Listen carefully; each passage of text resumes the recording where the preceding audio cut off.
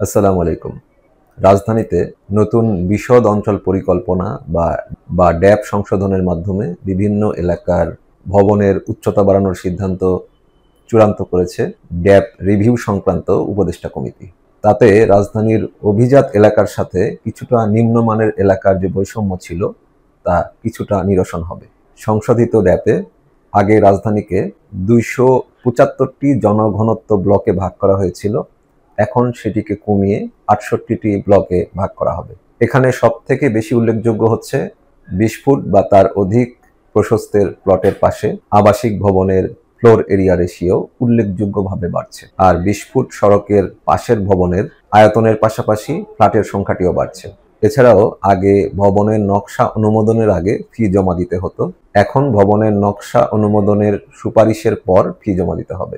আগে ভবন ব্যবহার বা অকুপেন্সি সার্টিফিকেট সেটি ৫ বছরের জন্য দেওয়া হতো। এখন নকশায় যদি কোনো পরিবর্তন না হয় সেক্ষেত্রে সারা জীবনের জন্য মেয়াদ থাকবে। আগে বড় কোনো প্রজেক্টের জন্য নকশার অনুমোদন দিত ২টি কমিটি, এখন একটি কমিটির অনুমোদনেই চলবে। সবচেয়ে উল্লেখযোগ্যভাবে যেসব এলাকার লোকজন লাভবান হবেন সেসব এলাকাগুলোর ফার আমি এখন জানিয়ে দিচ্ছি আপনাদেরকে।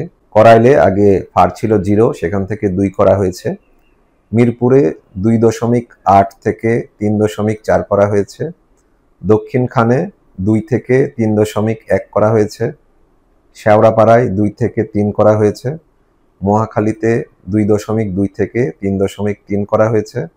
মোহাম্মদপুরে ২.৭ থেকে ৩.৪, পুরান ঢাকায় ২.৬ থেকে ৩.৩, বাসাবো এবং খিলগাঁওয়ে ২ থেকে ৩.৪, সাভারে ২ থেকে ৩.৪, মিরপুর ডিওএইচএসে ২.৫ থেকে ৪.৮ এবং খিলক্ষেত আবাসিক এলাকায় ২ থেকে ৪.৪।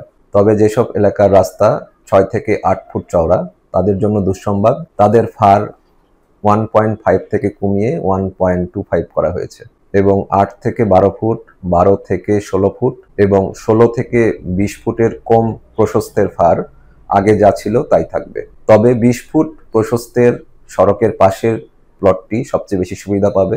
এখানে আগে ফার ছিল ২.৭৫, এখন সে ফারটি গিয়ে দাঁড়াবে ৩.২৫-এ। এছাড়া ৩০ ফুট সড়কের পাশের ভবনের ফার 3.25 থেকে বাড়িয়ে 3.50 করা হয়েছে। বর্তমানে মোহাম্মদপুরে ২০ ফুট সড়কের পাশের ৫ কাঠা জমিতে ৯,৭২০ স্কোয়ার ফুট আয়তনের ভবন করা যায়। ফ্ল্যাটের সংখ্যা হয় ৮ থেকে ৯টি। কিন্তু ড্যাব সংশোধনের প্রজ্ঞাপন জারি হওয়ার পর একই জমিতে ১১,৭০০ বর্গফুট আয়তনের ভবন নির্মাণ করা যাবে। ওই আয়তনের ফ্ল্যাট করা যাবে সর্বোচ্চ ১১টি। এটি একটি বিশাল সুবিধা নিয়ে আসছে আবাসন খাতে। এটি হলে মানুষের ফ্ল্যাট কেনার চাহিদাটিও বাড়বে এবং ফ্ল্যাটের দাম তুলনামূলকভাবে কমে যাওয়ার সম্ভাবনা রয়েছে। ১৯ অক্টোবর ২০২৫ উপদেষ্টা কমিটির সভায় ড্যাবের এই সংশোধনীর নীতিগত অনুমোদন দেওয়া হয়েছে।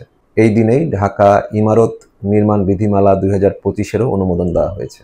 আমরা আশা করছি খুব শীঘ্রই ড্যাবের এই সংশোধনীটি এবং বিধিমালাটি প্রজ্ঞাপন আকারে গৃহায়ন ও গণপূর্ত মন্ত্রণালয়ের মাধ্যমে খুব শীঘ্রই আমাদের হাতে এসে পৌঁছাবে।